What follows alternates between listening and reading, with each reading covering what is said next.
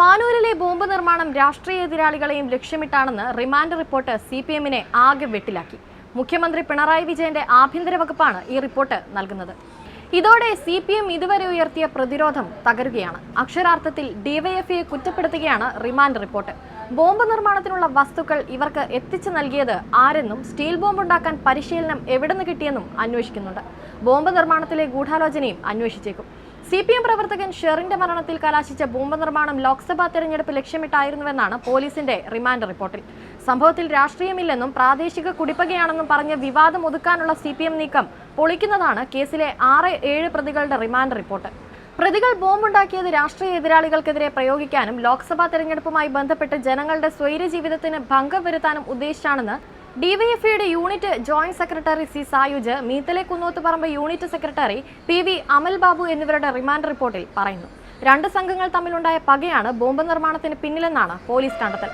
CPM RSS അനുഭാവികളാണ് ഇരു സംഘത്തിലുമെങ്കിലും ഇവർ തമ്മിലുണ്ടായ സംഘർഷത്തിന് പിന്നിൽ രാഷ്ട്രീയമില്ലെന്നായിരുന്നു പോലീസ് ആദ്യം പറഞ്ഞിരുന്നത്. എന്നാൽ രാഷ്ട്രീയ എതിരാളികളെയും ലക്ഷ്യമിട്ടാണ് പ്രതികൾ ബോംബ് നിർമ്മിച്ചതെന്നാണ് റിമാൻഡ് റിപ്പോർട്ടിൽ സൂചന നൽകുന്നത്. ഇതോടെ ബോംബ് നിർമ്മാണം തെരഞ്ഞെടുപ്പിൽ വലിയ ചർച്ചയാകും. വടകരയിലും കണ്ണൂരിലും ഈ വിഷയം ആളിക്കത്തിക്കഴിഞ്ഞു. പോലീസാണ് എല്ലാം പറയുന്നതെന്ന് സിപിഎമ്മിനെയും വെട്ടിലാക്കിയിട്ടുണ്ട്. ബോംബ് നിർമ്മാണത്തെക്കുറിച്ച് മുഴുവൻ പ്രതികൾക്കും അറിവുണ്ടായിരുന്നുവെന്നും റിമാൻഡ് റിപ്പോർട്ടിൽ പോലീസ് പറയുന്നു. ഡിവൈഎഫ്ഐ ഭാരവാഹികൾ ഉൾപ്പെടെയുള്ളവർ തെളിവ് നശിപ്പിക്കാനും ശ്രമിച്ചു. അമൽ ബാബു ബോംബുകൾ ഒളിപ്പിച്ചു. മണൽ കൊണ്ടിട്ട് തെളിവ് നശിപ്പിക്കാനും പ്രതികൾ ശ്രമിച്ചുവെന്നും കൂടുതൽ പേർക്ക് കേസിൽ പങ്കുണ്ടെന്നും സംശയിക്കുന്നതായും പോലീസ് റിമാൻഡ് റിപ്പോർട്ടിൽ വ്യക്തമാക്കുന്നുണ്ട്. കേസിൽ നേരിട്ട് പങ്കാളിത്തമുള്ളവരെല്ലാം ഇതിനോടകം പോലീസിന്റെ പിടിയിലായി. ഇനി ഗൂഢാലോചനക്കാരിലേക്ക് അന്വേഷണം എത്തണം. ഇതിന് പോലീസിന് രാഷ്ട്രീയാനുമതി കിട്ടുമോ എന്നതും നിർണായകമാണ്. ദൃക്സാക്ഷികളില്ലാത്തതിനാൽ ശാസ്ത്രീയ തെളിവുകളെയും കുറ്റസമ്മത മൊഴിയെയുമാണ് പോലീസ് ആശ്രയിച്ചിരിക്കുന്നത്. സംഭവ ദിവസം അമലും സായുജും സ്ഥലത്തുണ്ടായിരുന്നു. കൂട്ടുപ്രതികൾ സ്ഫോടക വസ്തു കൈകാര്യം ചെയ്യുന്നതായി ഇവർക്ക് അറിയാമായിരുന്നു.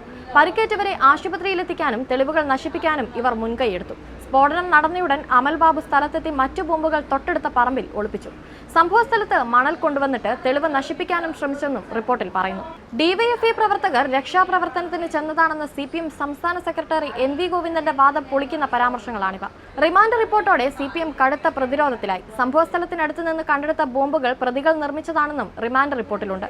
കൂടുതൽ പ്രതികളുണ്ടോ എന്ന് അന്വേഷിക്കുകയാണെന്നും ബോംബ് നിർമ്മാണ സാമഗ്രികൾ എവിടെ നിന്ന് ലഭിച്ചെന്ന് കണ്ടെത്തേണ്ടതുണ്ടെന്നും റിപ്പോർട്ടിൽ പറയുന്നു. പ്രതികളെ ആശുപത്രിയിലെത്തിക്കാൻ ഉപയോഗിച്ച കാർ കസ്റ്റഡിയിലെടുത്തു. ബോംബ് നിർമ്മാണ സ്ഫോടന കേസിലെ 12 പ്രതികളിൽ ഒരാൾ മരിച്ചു. 3 പേർ ആശുപത്രിയിൽ ചികിത്സയിലാണ്. മുഖ്യ ആസൂത്രകനായ ഷിജാൽ, അക്ഷയ് എന്നിവരെ കഴിഞ്ഞ ദിവസം അറസ്റ്റ് ചെയ്തിരുന്നു.